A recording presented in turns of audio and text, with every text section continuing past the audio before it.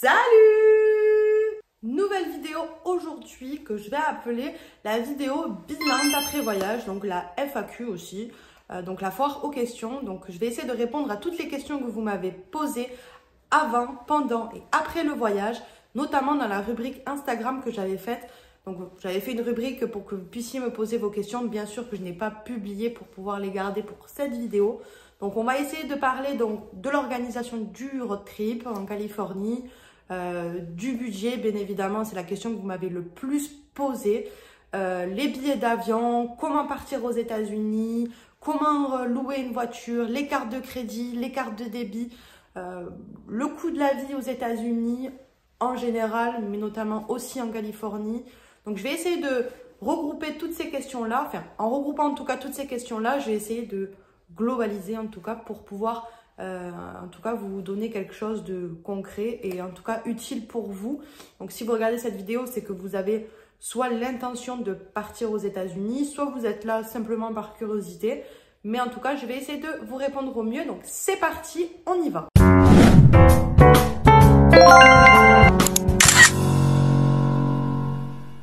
Donc, la première question qui m'a été posée, c'est quelle est selon toi la meilleure période pour partir?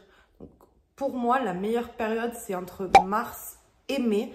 Donc, notamment, nous, on part souvent en avril. Donc, je trouve que c'est la meilleure période. Il ne fait pas trop chaud, il n'y a pas trop de touristes. Enfin, je trouve que les températures sont vraiment correctes. Sinon, vous avez de septembre, octobre, c'est encore des bonnes températures. Et pareil pour les touristes, il n'y a pas trop de monde. Alors, bien sûr, à éviter juillet, août, mais bon, je sais que la plupart du temps, les personnes n'ont pas trop le choix selon les vacances, etc. Et bien sûr, c'est comme en France, hein, juillet, août, il y a beaucoup de touristes, il fait très très chaud. Donc voilà, selon moi, entre mars et mai ou septembre, octobre. La deuxième question, c'est quel papier faut-il pour entrer dans le pays, donc aux États-Unis? Ça, c'est simple, bien que ça peut paraître compliqué. Si vous restez plus de 90 jours dans le pays, ça sera un visa. Si vous entrez dans le pays pour moins de 90 jours, ça sera un NESTA. Dans notre cas, c'était un NESTA. Comment on fait? C'est assez simple. Vous allez sur le site officiel de NESTA gouvernement, je ne sais plus exactement le lien. Vous remplissez votre formulaire qui est payant. C'est pas très cher. Je ne saurais plus vous donner exactement le montant. Je crois que c'est soit 20 $, soit un peu moins de 20 $ par personne. Vous remplissez votre questionnaire, on va vous poser quelques questions. Ensuite, vous envoyez le questionnaire, donc le formulaire. Et dans les jours qui viendront, on vous donnera une réponse positive ou négative pour pouvoir entrer sur le territoire américain. Voilà, c'est assez simple, mais en tout cas, il faut le faire, sinon vous ne pourrez pas rentrer. La troisième question, c'est est-ce que le coût en Amérique est pareil qu'en France? Alors, oui et non. Faut savoir qu'en tout cas, en Californie, le coût de la vie est très élevé comparé en France. Nous, l'année dernière, on était partis en Floride, c'était beaucoup moins cher. Donc, c'est vrai que la Californie, c'est plus cher en tout cas. Donc, c'est vrai que quand on est allé aux courses, donc dans les Walmart, des trucs comme ça, c'est vrai que pour nous... on se disait, ouais, c'est super cher. Après, bon, voilà, c'est surtout niveau alimentation.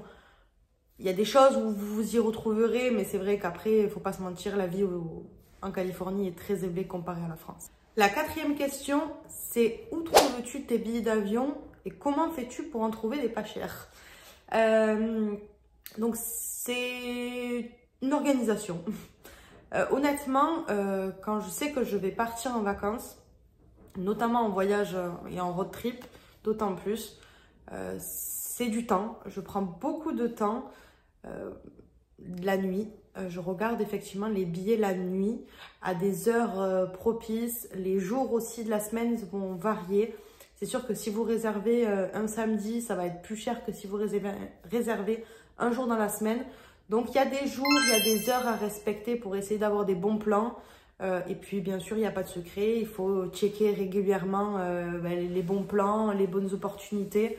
Donc, moi, c'est vrai que je fais ça sur un long moment jusqu'à trouver le billet qui me correspond et celui que je trouve en tout cas à prix raisonnable.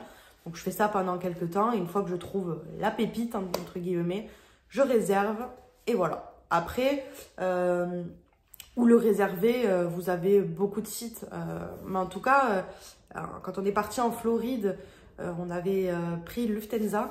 On avait réservé directement sur le site Lufthansa. Donc, vous voyez. Et pour cette année en Californie, on est parti avec Air France et on a réservé directement sur Air France. Donc, vous voyez, des fois, on pense que les comparateurs, donc trouver des sites un peu moins chers, ça vaut le coup. Pas toujours, honnêtement, avec Air France. J'en parlerai dans la rubrique, enfin dans la question budget.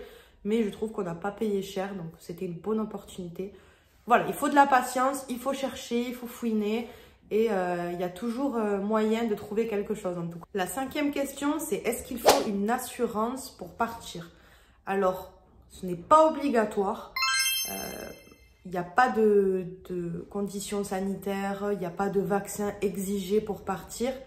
Mais le problème, c'est que les frais médicaux sont très élevés pour partir. Enfin, en tout cas, si vous arrive quelque chose. Donc, on conseille fortement de prendre une assurance. Parce que si vous arrive quoi que ce soit et que vous vous retrouvez à l'hôpital, vous allez payer des frais exorbitants. Donc, pas exigé, pas obligatoire. Mais en tout cas, je vous le recommande à 100%. La 6e question, c'est où prends-tu tes hôtels? Alors, c'est assez simple. Moi, je réserve toujours sur Booking. Alors, c'est un peu pareil que les billets d'avion. Je suis quelqu'un qui aime bien trouver des bons plans, donc j'essaye toujours de bien m'en sortir.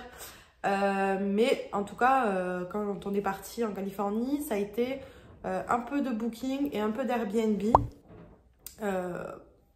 par choix. C'est vrai que j'avais pris Booking, les hôtels qui m'intéressaient le mieux à bon prix. Alors attention, quand je dis bon prix, c'est pas forcément quelque chose qui... c'est pas cher. Voilà, je regarde quand même que ça soit propre, assez bien noté. Mais il y a toujours un moyen de trouver quelque chose à bon rapport qualité-prix. Et pareil pour les Airbnb, quand j'avais envie un peu de faire des aventures un peu insolites, ben, je trouvais sur Airbnb des choses qui étaient vraiment sympas, notamment quand on est parti à Joshua, on a dormi dans le désert, voilà, je suis passée par Airbnb.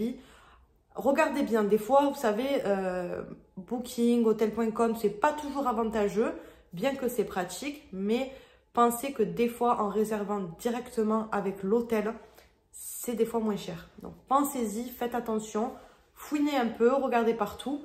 Et ce que je fais aussi, et ce que je pense que beaucoup de personnes font, c'est que je réserve des fois certains hôtels, par exemple sur Booking, et quelques jours après ou quelques semaines après, je recheck dans le même hôtel. Et si je vois que c'est moins cher, j'annule et je reprends la même chambre. Parce qu'une fois, j'avais réservé un hôtel, par exemple, je vous dis une bêtise, je ne me souviens plus le prix. J'avais payé 150 € et je suis allée, même pas une semaine après, la chambre était à 80 €. Donc, vous voyez, j'ai annulé à 150 € pour aller basculer à 80 €. Voilà, c'est un exemple, mais ça m'est arrivé beaucoup de fois. Donc, voilà. Booking, Airbnb, Hotel.com, c'est pas trop mal. Vous avez Agoda aussi qui est parfois pas mal aussi. Vous checkez un peu, après, forcément, en fonction de ce que vous recherchez. Question, c'est les clichés sur les villes en Californie sont-ils vrais? Alors, c'est une grande question. Moi, je dirais oui et non. Alors, c'est vrai qu'on a beaucoup de clichés, notamment sur voilà, les personnes sans domicile fixe, la nuit, voilà, toutes ces choses dont vous voyez à la télé. Alors, je vais vous répondre oui, dans le sens où, bien évidemment, je ne peux pas vous mentir, il y a bien sûr des personnes la nuit qui sont plutôt dangereuses. Vous avez beaucoup de personnes qu'on appelle en France les zombies, etc., donc qui sont drogués au fentanyl, enfin fentanyl, je ne sais plus exactement le nom de la drogue. Mais ça, oui, bien sûr, c'est réel, ça existe. Et je peux vous dire que c'est assez choquant la première fois que vous les voyez. Bien qu'après, bon, est-ce que vraiment on s'habitue? Je ne sais pas. Mais voilà, après, il ne faut pas trop sortir la nuit dans des quartiers où il ne faut pas sortir. Après, si vous faites attention dans les... si vous faites attention, si vous respectez ce qu'on vous dit, les conseils qu'on vous donne, voilà, il y a pas de... Vous ne sentirez pas en insécurité. Moi, personnellement, quand je suis allée en Californie, pendant les 17 jours, à aucun moment, je me suis sentie mal à l'aise ou pas bien, ou oh là là, non, qu'est-ce que je fais ici? franchement, je me suis sentie bien partout. Parce que voilà, déjà, j'avais pas spécialement peur. On prenait nos précautions, on a fait attention et il faut être un minimum aussi un peu ouvert d'esprit, voilà, être un peu humain aussi. Donc voilà. Et donc ça c'est pour le oui. Et pour le non, voilà, ça répond aussi un peu au non, ce que je viens de vous dire. Donc n'écoutez pas trop ce que vous voyez à la télé non plus. Faites-vous votre propre avis. Donc, comment on se fait son propre avis? Ben, c'est d'y aller et de voir et de juger, en tout cas, comme je viens de vous dire. Voilà. La 8e question, c'est comment vous êtes-vous acclimaté au mode de vie et aux cultures? Donc, cette question est assez simple. Je vais répondre assez brièvement. Ça rejoint un peu ce que j'ai dit dans la question juste avant. Déjà, on est des personnes, voilà, on s'acclimate partout et c'est pour ça aussi qu'on voyage. C'est pour découvrir d'autres cultures, voir d'autres mondes. Des personnes différentes. Donc, on s'est très bien acclimaté. On était déjà parti effectivement en Floride, donc on avait déjà vu comment ça se passait aux États-Unis. Mais honnêtement, si vous êtes ouvert d'esprit, que vous aimez un peu tout le monde, il ne faut pas avoir des a priori sur, voilà, sur beaucoup de choses. Vous y ferez vite. Honnêtement, après, ça dépend des gens. De toute façon, quand vous y retournez, généralement, c'est que ça vous a plu un minimum et que vous avez quand même aimé. Donc voilà, après la culture elle est différente, l'alimentation est différente. Mais voilà, quand on voyage, c'est parce qu'on veut découvrir d'autres choses. Donc moi honnêtement, je me suis sentie très bien en Amérique. Et c'est pour ça qu'on y est allé encore une fois. La 9e question, c'est quel a été ton endroit préféré? Donc honnêtement, j'ai aimé tous les endroits où on est allé dans le road trip. Après, forcément, il y a toujours une petite préférence. Un endroit où on s'est mieux senti, où ça a été un petit coup de cœur. Honnêtement, c'est pas un coup de cœur... je sais pas comment vous expliquer, mais je dirais le Grand Canyon. En fait, ça a été un coup de cœur visuel. C'était tellement magnifique, tellement apaisant que... Je crois même qu'on se l'est classé parce qu'on s'était fait un petit classement de toutes les villes qu'on avait aimées jusqu'à le moins, entre guillemets. Mais je dirais le Grand Canyon pour ce magnifique paysage. Si on peut appeler vraiment ça un paysage, tellement que c'est beau. Après, chaque ville était différente, voilà. Mais pour vous en donner une, à titre, je dirais ouais, le Grand Canyon parce que c'était vraiment incroyable. Donc, bien évidemment, pour la 10e question, c'est quel a été ton endroit que tu as le moins aimé?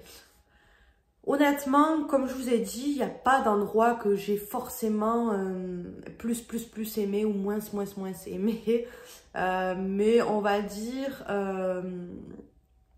bon, Bakersfield, mais Bakersfield, c'était une ville d'étape en fait. C'était juste un arrêt, c'était pour dormir, pour pouvoir se poser aussi. Mais sans compter Bakersfield, parce que pour moi, je ne le compte pas vraiment. Honnêtement, contre toute attente, en tout cas, je pense que la plupart des personnes vont peut-être pas se douter à cette réponse. Mais je dirais peut-être Las Vegas. Parce qu'honnêtement... San Francisco, j'ai adoré. Monterrey, c'était sympa. Los Angeles, moi, j'ai beaucoup aimé. Après, il faut aimer vraiment la ville. Palm Springs, c'était vraiment beau. Joshua, c'était le désert. Donc, je sais pas, je dirais Las Vegas parce que c'est très bling-bling, en fait, Las Vegas. C'est pas vraiment une grosse découverte. Voilà, on peut se dire, je suis allée une fois à Vegas. Mais vous voyez les hôtels, tout est grand, tout est... Voilà, c'est du superficiel à gogo. Mais ouais, allez, on va dire Las Vegas, bien que j'ai quand même apprécié. La 11e question, c'est combien de kilomètres vous avez parcouru et niveau fatigue? Alors, je crois qu'on a parcouru plus de 4000... Alors, je ne saurais plus vous dire exactement, mais je crois que c'était entre 4300 et 4500 km. Ça fait de la route, honnêtement. C'est vrai qu'on a fait pas mal de routes. Bon, je dis ça, mais moi, j'ai pas trop conduit. C'est vrai que, bon, vu que j'ai beaucoup filmé, ben, j'étais beaucoup côté passager. Donc, c'est plus pour monsieur, effectivement, qui, ben, la plupart du temps, a fait que conduire. Donc, moi, niveau fatigue, en étant ben, passagère, on la ressent quand même. Parce que, bon, on la fait quand même, la route, hein, même si on la conduit pas. Et puis je pense que pour monsieur c'est vrai qu'il me disait toujours oui ça va, mais je voyais bien quand même que des fois il avait voilà, la fatigue qui venait, notamment vers la fin quand on est parti de Yosemite pour retourner à San Francisco.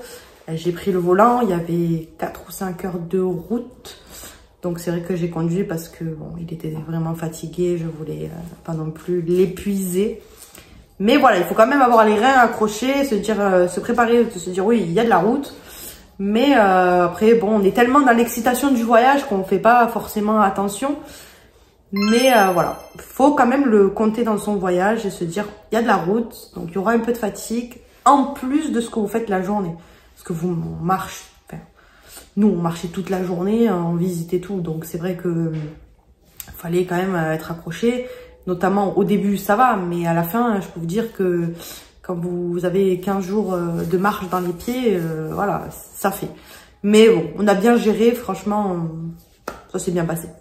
La 12e question, c'est comment tu t'organises pour ton voyage? Alors, c'est assez simple, oui et non. Moi, j'adore ça, voilà. J'adore organiser les voyages, notamment vu que c'est pour moi, hein, en tout cas, enfin, pour nous.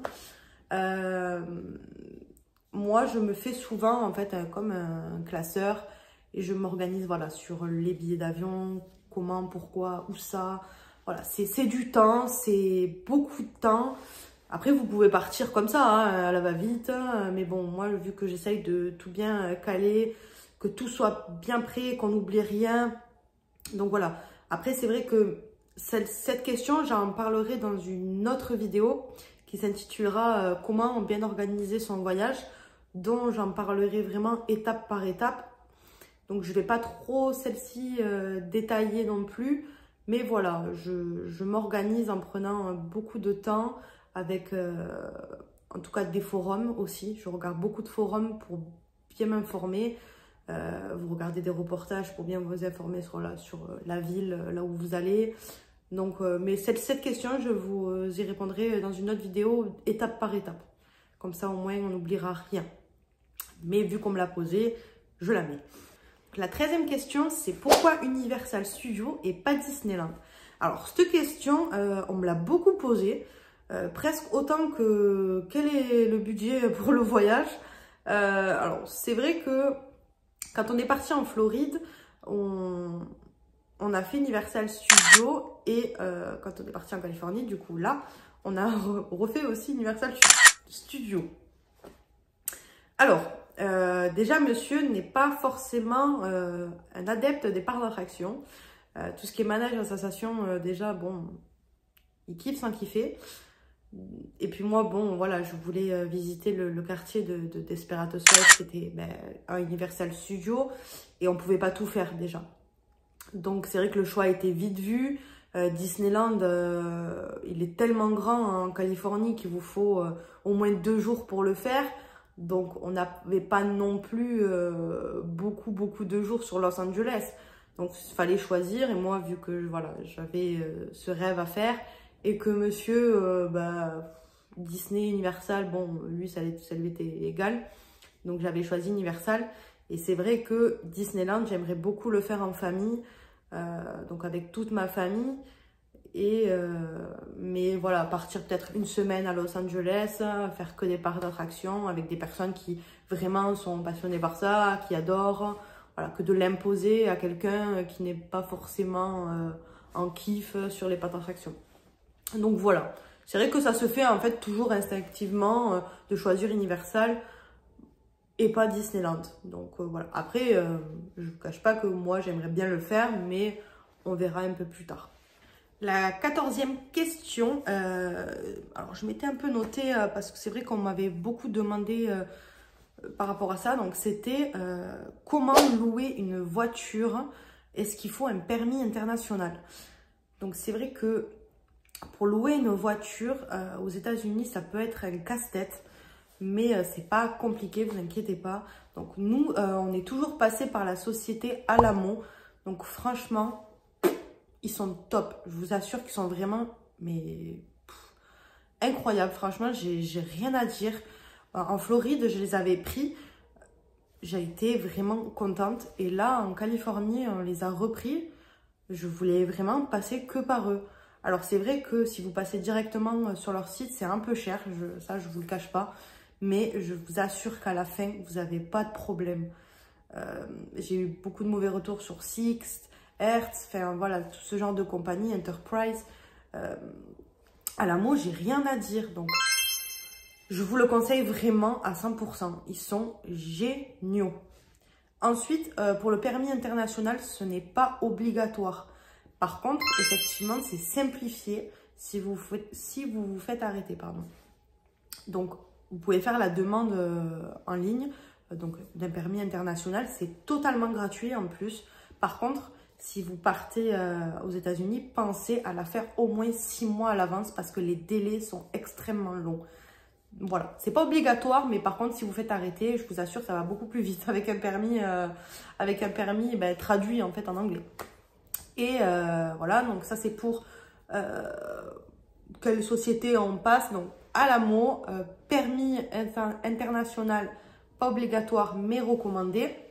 Ensuite, pour louer votre voiture de location, notamment si vous êtes jeune conducteur, parce que souvent c'est ce qu'on me demandait, est-ce que j'ai 21 ans, est-ce que je peux moi prendre une voiture? Alors bien souvent, ça dépend des compagnies, mais il faut avoir, je sais plus si c'est 21 ans, en tout cas, enfin, je sais que moins de 25 ans, généralement, vous allez payer des frais de jeune conducteur et ça peut être assez élevé. Et je crois au moins avoir 1 an minimum de permis. Voilà. Je sais qu'il y a quelques conditions comme ça dépend le loueur. Vous regardez dans les conditions, vous inquiétez pas, tout est écrit. Et c'est pour ça aussi que je vous dis que louer chez Alamo, c'est le top. Parce que nous, quand on était partis en Floride, j'avais pas 25 ans. Donc j'avais un peu peur et j'avais pas de carte de crédit. Donc c'est vrai que j'étais un peu paumée concernant toutes ces questions-là. Ensuite, c'était aussi concernant les cautions. Les cautions, je crois que même en Floride, on m'en a même pas pris. Ni caution en Floride, ni caution en Californie. Donc voilà, il n'y a pas besoin de se dire, bon, le plafond, pas le plafond. Après, il y a des personnes qui vous diront, oui, mais bon, on sait jamais. Moi, écoutez, les 2 fois où j'y suis allée, jamais eu de problème. Après, bon, si vous voulez être en sécurité, prenez une carte de crédit si vous voulez. Mais en tout cas, je vous recommande à 100% le loueur Alamo. Ils sont géniaux, jamais eu de problème. La 14e question, c'est quels sont les conseils utiles que tu peux nous donner avant de partir? Alors, je vais vous en donner quelques-uns dont moi, ça m'est arrivé en tout cas de me poser la question. Donc, notamment pour le premier conseil, c'est de prévenir votre banquier que vous partez en voyage, donc notamment à l'étranger. Donc ça, c'est pas forcément que pour l'Amérique, mais j'en parlerai aussi dans la vidéo organiser son voyage. Voilà, de le prévenir que vous partez à l'étranger, notamment si vous allez vous servir de votre carte de crédit pour tout ce qui va être frais, en tout cas, voilà, à l'étranger. C'est important parce qu'il peut penser qu'on vous pirate votre carte. Enfin, il y a différentes raisons, donc voilà, pensez à bien prévenir votre banquier que vous partez à l'étranger. Le deuxième conseil que je peux vous donner, c'est de penser à vérifier vos papiers. Donc, que ce soit le passeport, donc vérifiez bien que votre passeport n'est pas périmé. Ça peut paraître tout bête, mais il y a des personnes à qui c'est arrivé, donc leur voyage a dû être annulé. Donc pensez à bien vérifier, voilà, votre passeport ou carte d'identité, ça dépend, mais bon, si vous partez comme moi aux États-Unis, passeport, que votre état est bon, bien, que vous avez en tout cas l'autorisation pour partir, votre carte de crédit, vos plafonds, voilà, tout ce qui touche l'administratif, vérifiez que vous avez bien tout à jour, en règle, qu'il n'y ait pas de problème quand vous partirez et que vous ne vous retrouvez pas embêté en tout cas. Le troisième conseil que je peux vous donner, notamment si vous faites un road trip en Californie et que vous souhaitez visiter les parcs nationaux, c'est de prendre cette carte. Donc, c'est la carte America's Beautiful. Donc, j'en ai beaucoup parlé pendant les vidéos du vlog des 17 jours. Donc, vous avez sûrement déjà, vous en avez déjà entendu parler sûrement. Elle est valable partout, donc je vous ai déjà expliqué. Et voilà, pensez-y, elle coûte 80 $. Et je trouve que franchement, vous êtes tranquille en plus. Donc voilà, c'est un des conseils que je peux vous donner.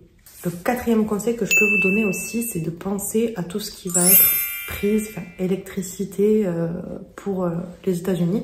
Donc notamment vos prises. Donc celle-ci, moi j'avais. Donc ça s'achète partout. Hein. Je l'ai trouvé à boulanger à 10 €. Même pas 9 €. Enfin, voilà. Vous en avez pour moins de 10 €, peut-être même des moins chers, je sais pas. Donc c'est voilà, 2 fiches plates en fait. Je sais pas si vous allez bien voir. Et voilà à quoi ça ressemble. Ça, vous allez le brancher en fait dans les prises d'Amérique. Et vous pourrez brancher vous à l'intérieur vos prises françaises. Mais pensez-y, c'est très important parce que sinon vous allez galérer. Donc ça c'est pour les prises. Et le voltage, attention, il est différent en Amérique qu'en France. Moi, par exemple, j'avais un lisseur, je l'avais pris et ben, en fait, la prise n'était pas assez puissante. Donc du coup, ben, j'ai pas pu me lisser les cheveux. Enfin, il mettait 3 heures à charger, enfin, c'était une grosse galère. Donc du coup, au bout de 3 jours, ça m'a gonflé. Je l'ai même pas utilisé au final. Donc voilà, pensez-y. Donc le 5e conseil que je peux vous donner, c'est de prendre un peu d'espèces en partant. Donc forcément en dollars. Parce que notamment pour les taxis, la plupart, du coup, quasiment la totalité ne prennent pas de carte bleue. Donc vous pouvez vous retrouver embêté. Donc essayez de prendre un petit peu d'espèces, pas forcément énormément. Mais de quoi en tout cas vous payez au moins un taxi pour pouvoir au moins aller jusqu'à votre hôtel. Donc voilà, on ne pense pas toujours, mais c'est vrai qu'on peut se retrouver embêté si on n'en a pas. Donc pensez-y, un peu d'espèces. C'est un conseil, c'est tout. Le 6e conseil, c'est de bien vérifier la météo où vous allez. Moi, c'est vrai que j'avais regardé sur les 10-15 jours à peu près, de regarder à peu près combien il fait, est-ce qu'il pleut, est-ce qu'il fait soleil, est-ce qu'il fait chaud, pas chaud. Voilà, c'est important. En tout cas, moi, je m'étais renseignée quand même. Ça vous aide aussi à faire votre valise. C'est vrai que nous, le road trip qu'on a fait, on a eu des températures soit trop froides, soit trop chaudes. Enfin, voilà, à San Francisco, il faisait à peu près dans les 15 degrés. Puis après, on a basculé à Los Angeles dans les 25 degrés pour monter après dans le désert à 35, voire 40 degrés, voire plus. Donc voilà, ça vous aide aussi à savoir un peu comment choisir votre valise, quoi mettre dedans et de pas prendre tout et n'importe quoi et après ne plus savoir. Voilà. Conseil numéro 7, c'est sur la pharmacie. Donc, j'appelle ça pharmacie. Donc, tout ce qui va être caché. Donc, alors, aux États-Unis, souvent les cachets sont en libre service. Mais en tout cas, si vous avez des traitements, tout ça, pensez à bien prendre vos ordonnances. C'est important, notamment dans l'avion. Sinon, vous ne pourrez pas prendre forcément ce que vous voudrez. Donc, voilà. Pensez à prendre au moins des Doliprane. Si vous avez l'habitude de certains cachets, pensez-y. Pensez à faire vos ordonnances, que vous n'ayez pas de problème. Et voilà. Je souhaitais mettre un petit point sur la partie pharmacie. Si jamais voilà, vous avez des traitements, pensez à tout prendre, ne rien oublier. Le 8e conseil, ça va être de se renseigner sur la ville et les transports.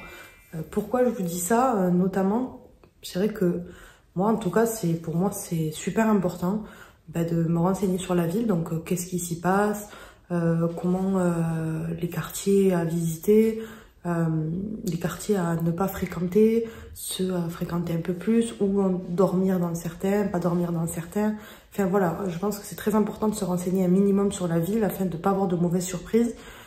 Ça vous permet de vous documenter et de ne pas être un peu aussi perdu. Et sur les transports, c'est très important aussi parce que vous pouvez être vite perdu. Quand on ne connaît pas, on peut vite être désemparé, de plus trop savoir, paniquer. Voilà, si vous ne trouvez pas forcément sur Internet, vous pouvez vite vous perdre. Donc voilà, pour moi, c'est très important, avant d'aller quelque part, de savoir où on met les pieds, qu'est-ce qui s'y passe, pourquoi, comment, voilà, tous ces genres de questions, notamment avec les transports.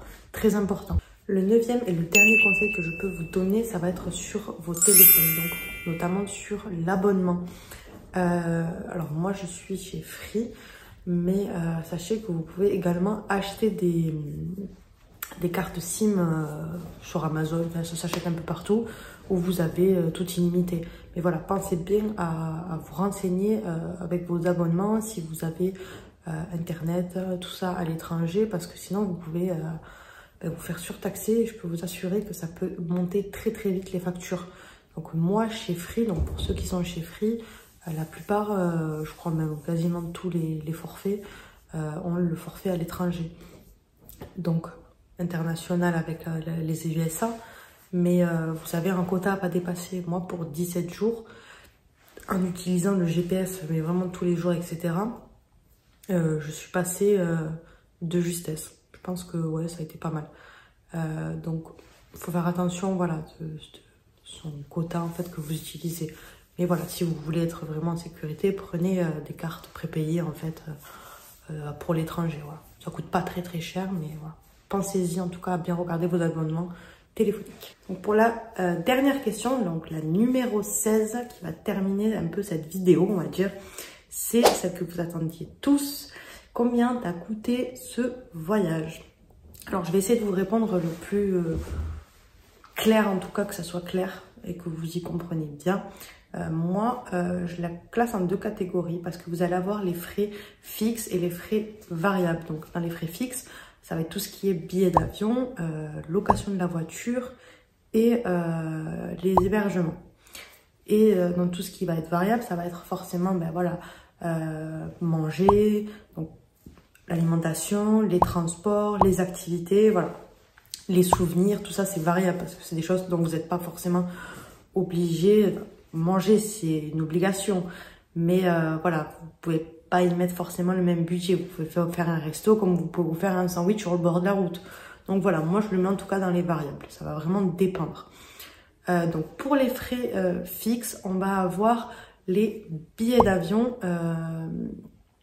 Nous, on avait payé 450 € par personne, donc ce qui faisait 900 € à deux.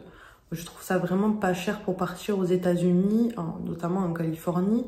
Donc c'est vrai que j'avais trouvé un bon plan. On était parti de Barcelone et on avait atterri à San Francisco. Donc voilà, le total nous faisait 900 €. Ensuite, les hébergements, dans mes souvenirs, on en avait pour à peu près, allez, je vais essayer d'arrondir un peu, on en avait à peu près pour 1200 €. Donc j'avais réservé, comme je l'avais dit, sur Booking, sur Airbnb et le tout avec, voilà, en se faisant aussi un peu plaisir, en dormant dans le désert, etc.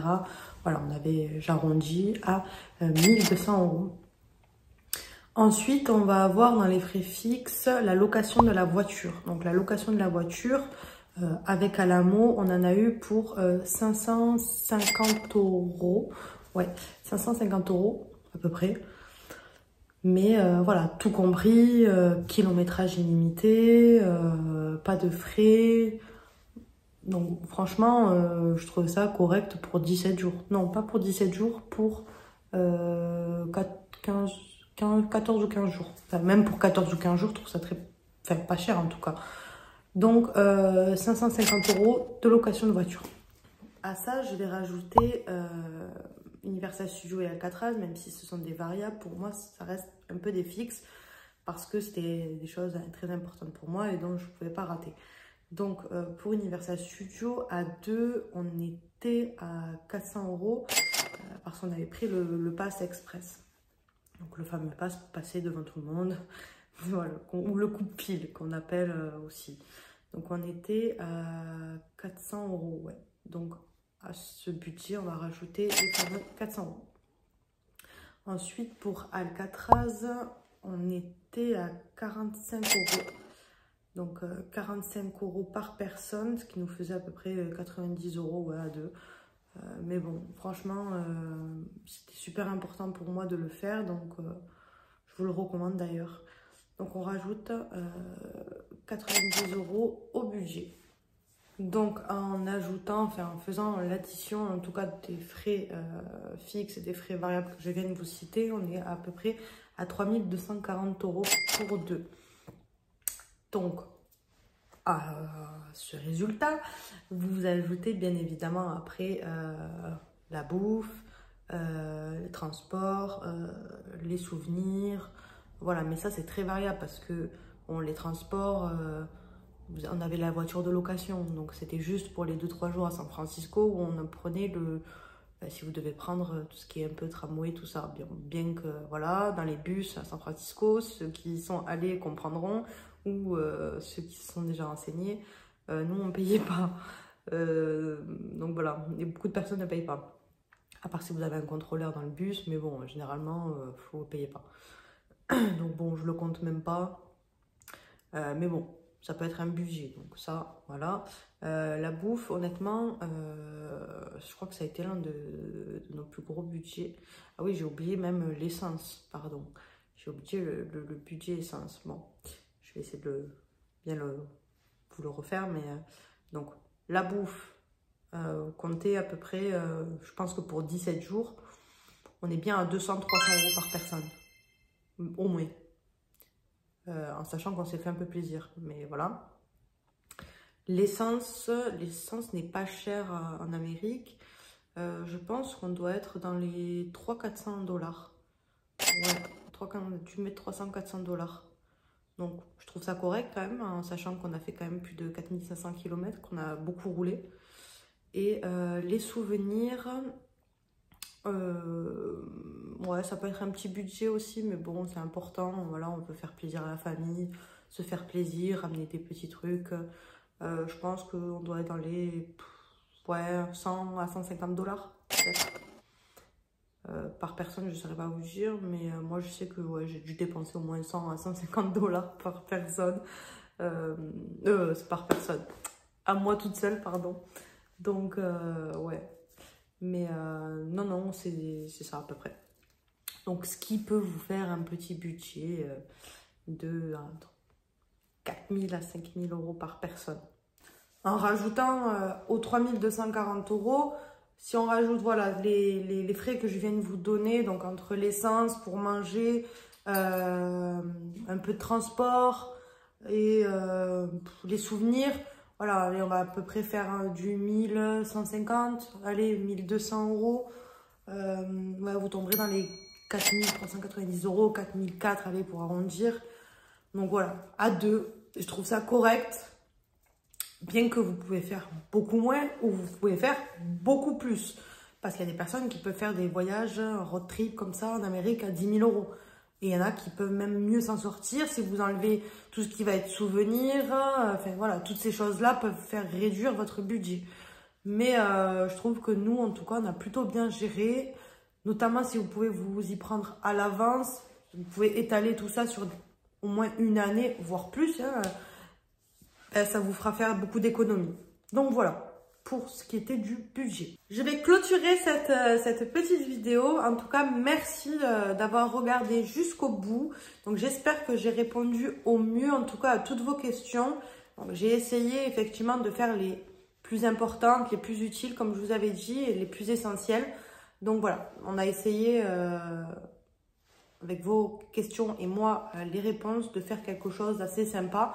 Une autre vidéo sera bientôt en ligne aussi, donc comment organiser son voyage, où là on fera vraiment du général, ce ne sera pas forcément sur les États-Unis, mais je vais essayer de vous faire étape par étape comment moi en tout cas je m'organise et comment je prépare un voyage. Ça peut vous donner des idées. Donc voilà, en tout cas merci d'avoir visionné cette vidéo. On se retrouve pour la prochaine. En attendant, n'hésitez pas à vous abonner, à me suivre sur les réseaux sociaux, à liker cette vidéo et même mettre un petit commentaire juste en bas. Et on se retrouve la prochaine fois. Allez, à bientôt!